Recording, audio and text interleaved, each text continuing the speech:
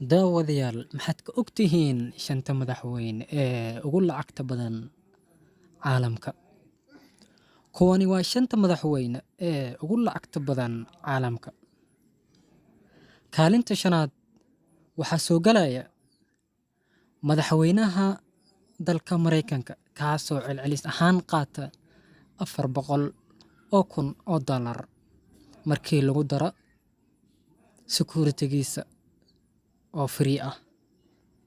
Kaalinta afraad waxaa soo galaya madaxweynaha Switzerland kaasoo celcelis ahaan qaata 530,000 oo dollarka Mareykanka ah. Kaalinta saddexaad waxaa soo galaya madaxweynaha ama wasiirka Hong Kong kaasoo celcelis ahaan qaata 695,000 oo dollarka Mareykanka ah.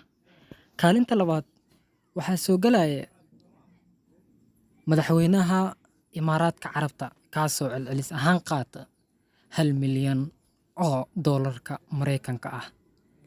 Kaalinta koowaad waxaa soo galaya oona ah madaxweynaha ugu lacagta badan caalamka, madaxweynaha Singapore kaasoo celcelis ahaan qaata 1.6 milyan oo dollarka Mareykanka ah sanadkiiba. Haddii aad ku cusub tahay channelka, subscribe noo saar. Waa anigoo ah Cabdixakiim Elanko, kee ku cajab geliyay daawade.